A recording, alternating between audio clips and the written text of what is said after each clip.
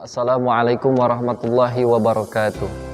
Innal hamdalillah nahmaduhu wa nasta'inuhu wa nastaghfiruh wa na'udzu billahi min syururi anfusina wa min sayyiati a'malina may yahdihillahu fala mudhillalah wa may yudlilhu fala hadiyalah. Asyhadu an la ilaha illallah wa asyhadu anna Muhammadan abduhu wa rasuluh la nabiyya ba'dah. Amma ba'du.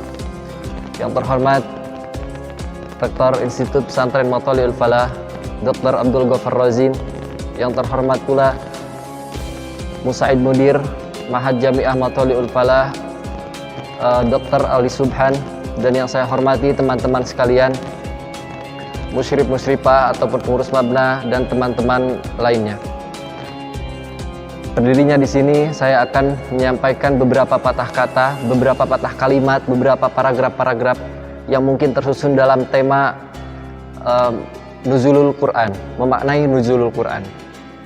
Apa itu Nuzulul Quran?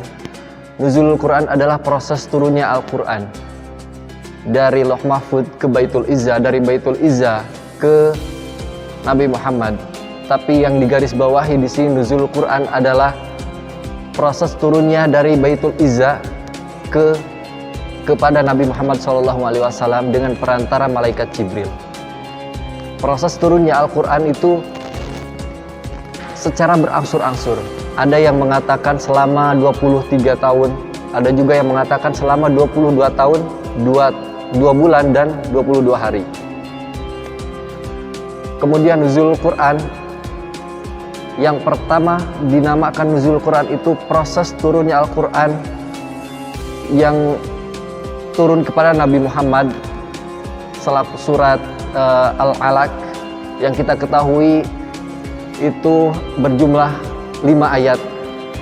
Iqra bismi rabbikal ladzi khalaq, khalaqal insana min 'alaq, iqra wa rabbukal akram alladzi 'allama bil qalam, 'allamal insana ma lam ya'lam. Itu adalah proses pertama kali yang dinamakan dengan Nuzulul Quran. Kemudian dari itu Nuzulul Quran, seperti yang kita ketahui dari rentetan yang sudah saya jelaskan tadi, ada yang ingin saya garis bawahi di sini, kata Al-Qur'annya. Al-Qur'an memiliki keistimewaan tersendiri, memiliki mukjizat tersendiri. Salah satu keistimewaan Al-Qur'an adalah kita tidak pernah bosan untuk mengucapkannya. Kita tidak pernah bosan dalam melafalkannya, kita tidak pernah bosan dalam membacanya. Contohnya surat Al-Fatihah, kita membacanya selama 17 kali dalam 1 kali 24 jam. Itu tidak pernah sekalipun ada orang yang mengatakan saya bosan dengan mengucapkan atau membaca surat Al-Fatihah. Tidak pernah saya mendengar pengucapan seperti itu. Kemudian ada beberapa keistimewaan dari Al-Quran, dari sesuatu yang berkaitan dengan Al-Quran. Saya ambil 3 contoh. Yang pertama, berada pada waktunya. Yang kedua, malaikat yang menurunkan, membawakan kalam Al-Quran itu kepada Rasulnya. Yang kedua, Rasulnya sendiri. Yang pertama adalah waktunya. Waktu diturunkan Al-Quran adalah waktu yang sangat-sangat istimewa, yaitu pada malam Lailatul Qadar dan pada bulan Ramadan. Pada bulan Ramadan kita ketahui bahwa bulan Ramadan adalah bulan yang penuh dengan kekhusyuan dalam beribadah, bulan yang penuh dengan fadilah, keistimewaan, dan mustajabnya doa pada saat itu. Kemudian pada malaikatnya, malaikat yang merisalahkan ayat-ayat Al-Quran atau kita ketahui wahyu kepada Nabi Muhammad, itu malaikat Jibril. Malaikat Jibril setelah menerima wahyu dari Allah Subhanahu wa taala, seketika itu dia diangkat menjadi Ruhul Amin, pemimpinnya para malaikat. Ruhul Amin, derajat yang tinggi di deretan para malaikat.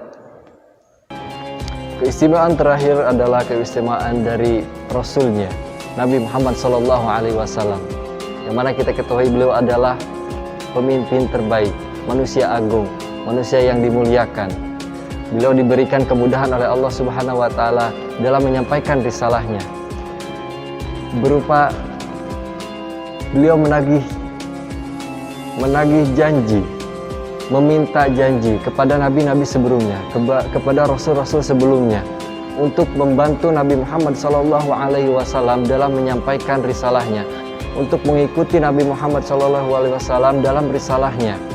Apabila nabi-nabi sebelum Nabi Muhammad itu satu zaman dengan Nabi Muhammad SAW.